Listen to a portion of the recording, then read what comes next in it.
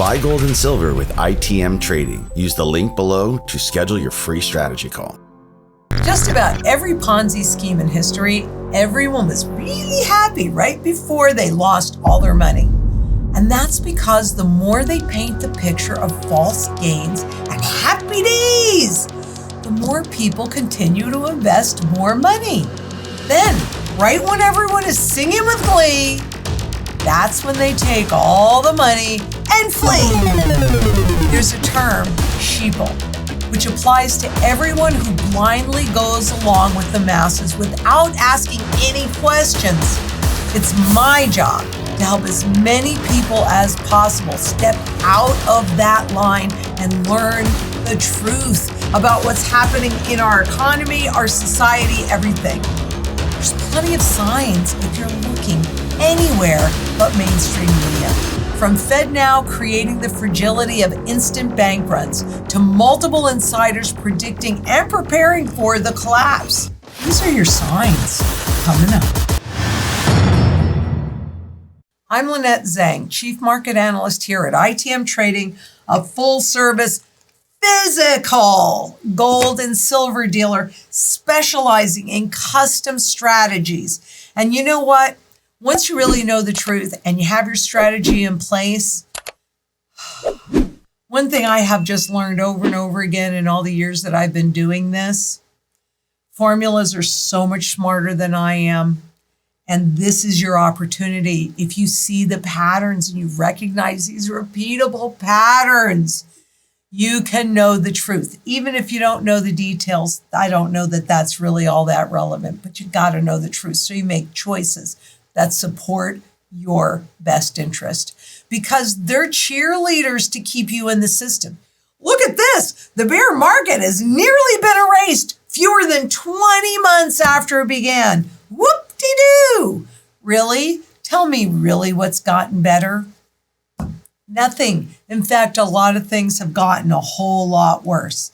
But don't worry, because key U.S. inflation and wage measures cool and boost for a soft landing. So aren't we hearing all the time now, well, there might just not be a recession, even though all the technicals are saying there's going to be a recession.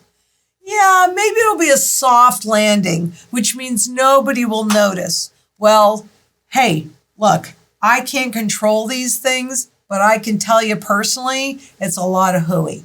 And the longer they manage to somehow miraculously postpone the inevitable, the worse that an inevitable collapse will be. And really, I've got to tell you, I don't want you to be stuck in a paradigm that does not serve you well. And so I want you to really ask yourself, do you believe these guys?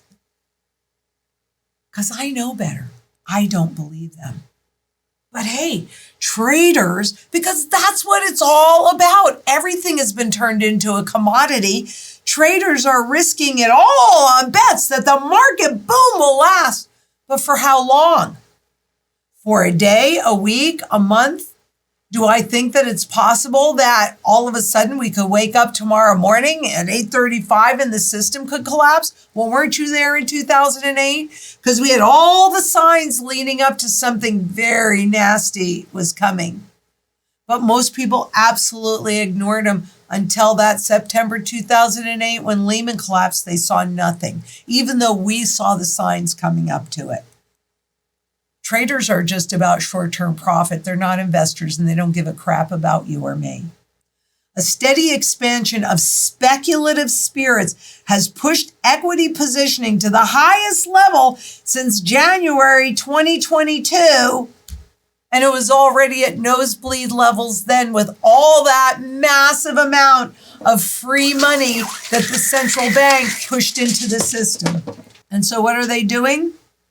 They're allowing themselves to be more vulnerable. I don't want you to be vulnerable. They are being vulnerable. Less demand for tech stock hedges because after all, these markets are never going to go away. They're never going to go down, except we've watched this really. It peaked in 2017, demand for hedges, and it's been declining ever since. Lower and lower highs tells you the direction it's going in.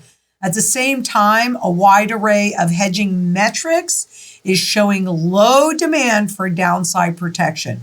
Vulnerable, vulnerable, vulnerable. Who's going to bail out these guys? You and me, the taxpayer, because what choice do we have if our government chooses to do it, just like they did at SVB Bank, the banking crisis that happened in March? And because everything is so fabulous, and of course, all the banks passed their stress test, Morgan Stanley sells $6.75 billion of debt amid bond rush. And so does JP Morgan, Wells Fargo. I mean, hey, look, let's get this in while the getting is good. You look at the interest rates, but don't you have to stop and kind of ask yourself the question that why are they issuing all these debts with all of this high interest rate unless they think interest rates are going up higher? Why not tap the debt markets now? If this week's bank deals are any indication, investors are hungry for more financial issuance. Morgan Stanley raked up $29 billion in orders for the high-grade deal, according to Bloomberg's blah, blah.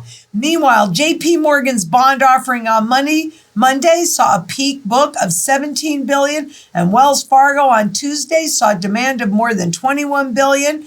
Goldman Sachs Group, Citigroup Inc., and Bank of America may still add to the bond issuance spree. Happy days are here again. Everybody wants these bonds. But again, I'm thinking they're only issuing bonds at this level of interest because, number one, they can because they're buyers and they want to get you while you got the money. And number two, they must think interest rates are going up, or why wouldn't they do the opposite and wait until lower interest rates to issue these bonds? Just think about that.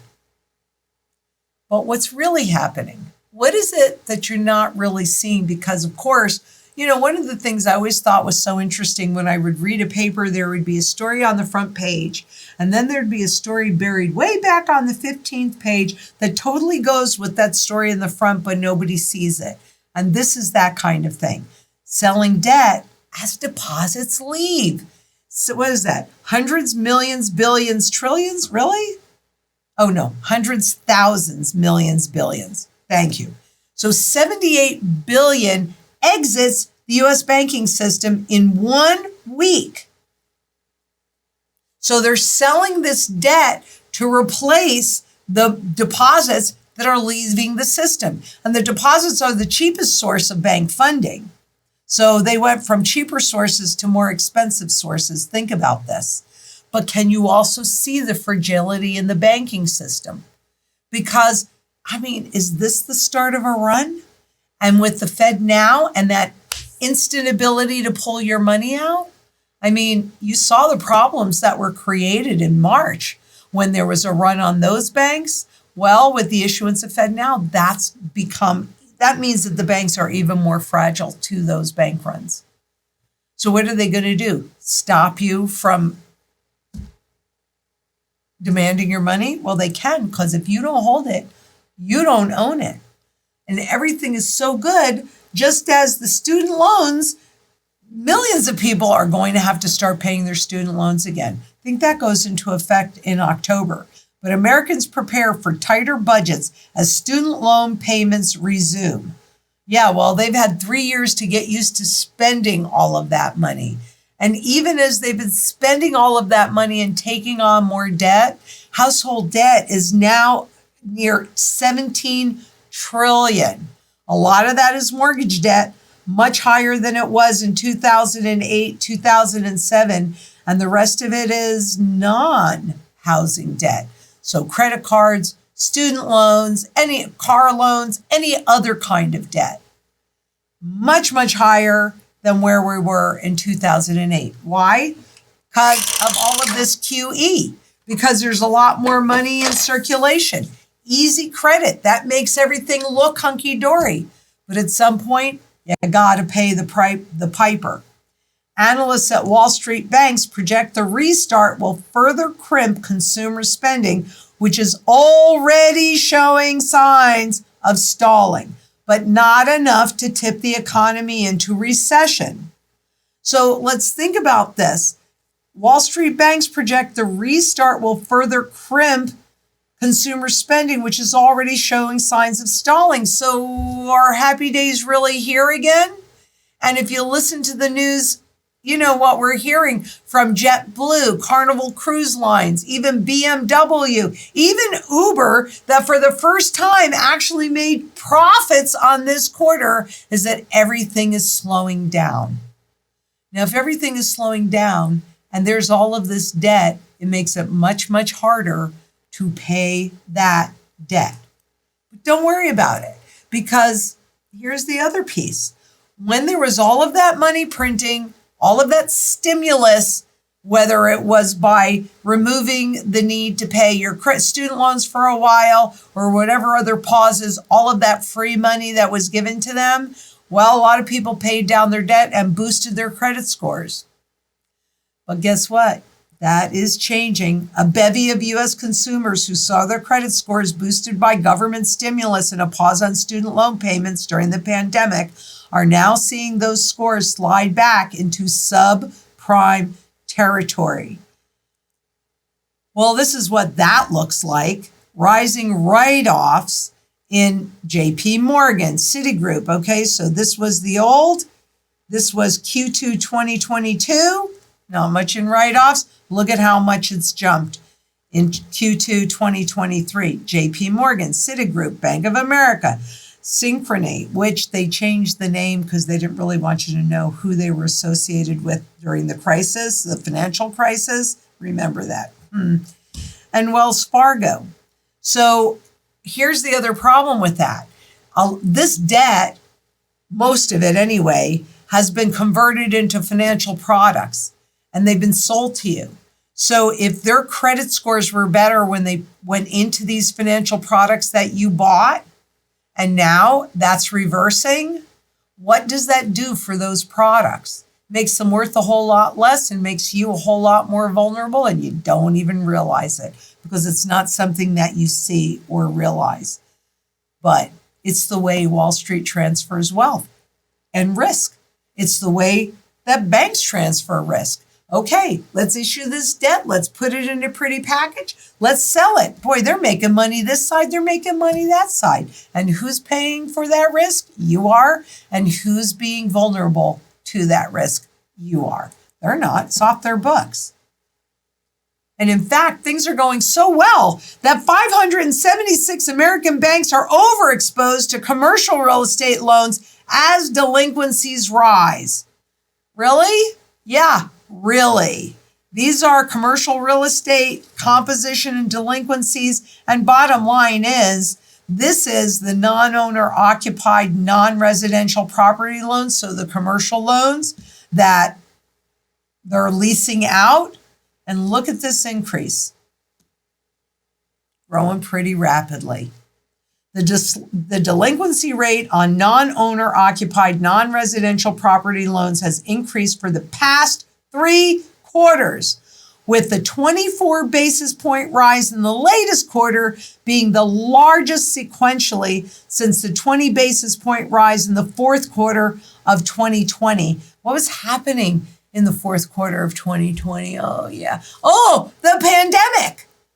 So supposedly everything is hunky-dory, and yet we're seeing delinquency rates at the same rate as during a global flippin' pandemic.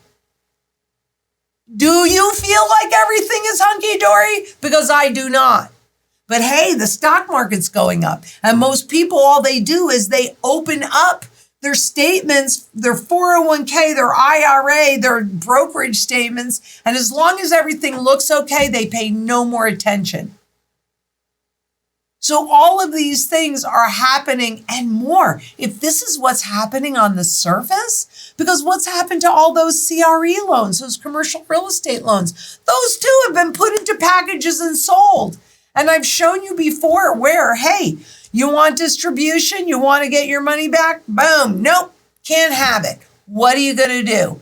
Who are you going to call? Did you read your prospectus, which is your contract? Because you didn't write it, they wrote it. And whose benefit do you think they wrote it in? Now, billionaire Sterling see category 5 hurricane spurred by Fed rate hikes. This was just, and he's part of Starwood. He's the Starwood Chairman, and they are all about real estate. So this just came out July 20th, a few days, not that long ago, when everybody's saying everything is hunky-dory and stock markets are flying and spot gold is getting whacked.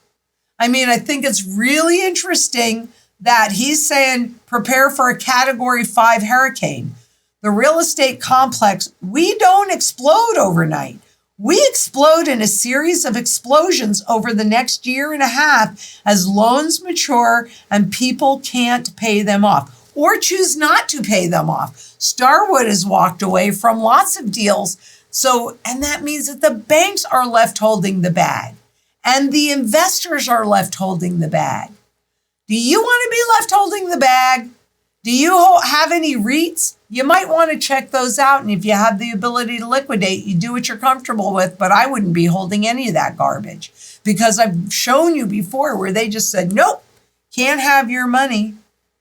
And then the deep recession. Yes, the longer they postpone this, the worse it's going to be. A deep recession? Oh, I don't know. How about a hyperinflationary depression? Because that's really what we're headed toward.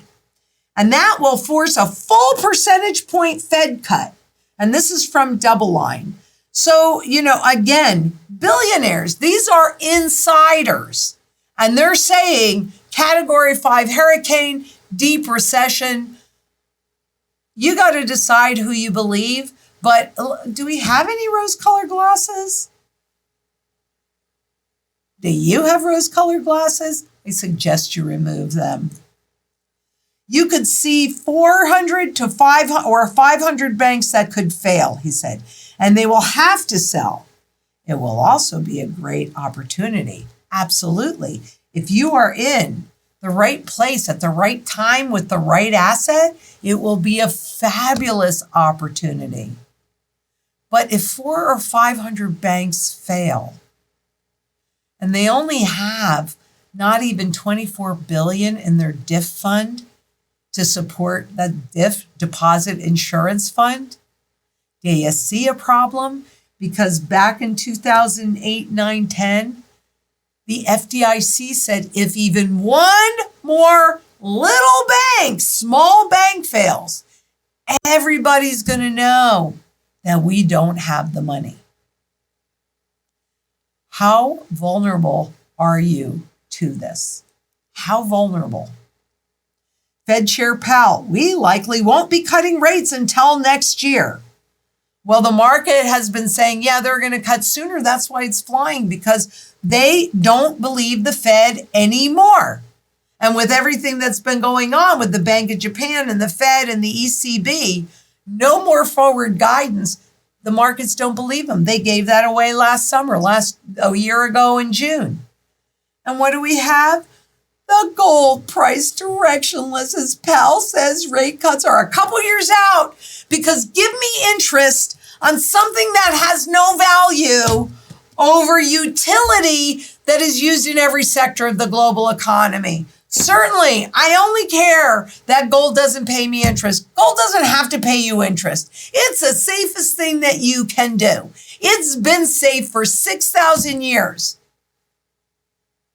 And it's global, and it's universal, and there's always demand. So garbage on this. When you look at the spot market, all you are looking at is a trading market. That's all you're looking at. Because Wall Street has turned everything into a trading commodity. Clearly, Wall Street is far more important than Main Street. If you didn't know it before, didn't you notice what happened in 2008? Didn't you notice what happened in March? Hello? But let's look at a little bit more of the truth. This. I know people will say, oh, but, you only want to sell this, and you're a gold broker, blah, blah, blah. The reality is I have been on all these different markets, so I understand the language of the markets, and I understand the technical language of the markets. And what did my father always say? Do what I say, but not what I do. And what did I say back to him? Daddy, that makes no sense to me.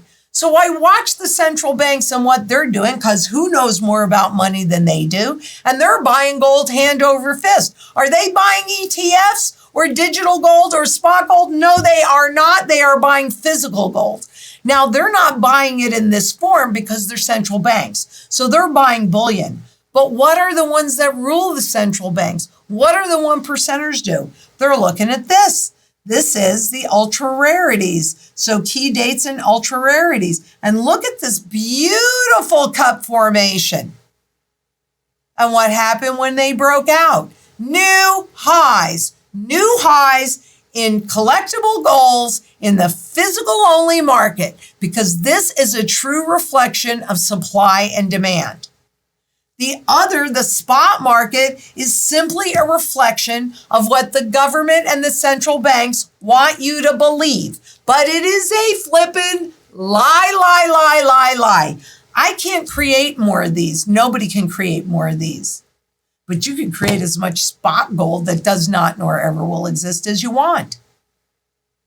This is showing you what's really happening in the gold market. Are you getting on board, or are you going to believe their lies? That's entirely up to you, because I personally believe that you should always do what the smartest guys on any given topics are doing for themselves. I'm buying collectibles. I don't buy bullion because I think we're going to see a confiscation. But that's up to you. I like it. What if I'm right? What if I'm wrong?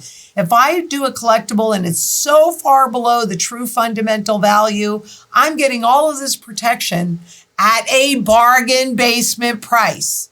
And I hold it and I own it outright, and they can't say no to me.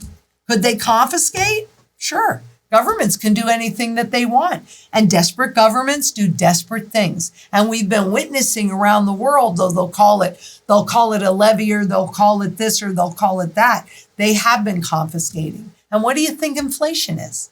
Inflation is a massive confiscation. And we just go along with it? No, we do this. We don't go along with it. So if you haven't yet done it, you need to start your gold and silver strategy. You need to click that Calendly link below and set up a time with an expert that can help you determine, based upon your goals, your circumstances, your needs, what kind of gold and what kind of silver, because there are different kinds depending upon what you're trying to accomplish. Put your goals first. Then you do everything to support those goals. And it's not just gold and silver. It's food, water, energy, security, barterability, wealth preservation, community, and shelter. Because we need everything to be as independent and self-sufficient as possible. So subscribe to our Beyond Gold and Silver channel and join our Thrivers community. But just remember, we have to do this if we are going to survive this mess intact, and dare I say it, even be in a better position at the end of this than we are in the beginning. So if you like this, please give us a thumbs up. Make sure you subscribe, leave a comment, and share. Because ignorance does not make you immune. It just leaves you vulnerable.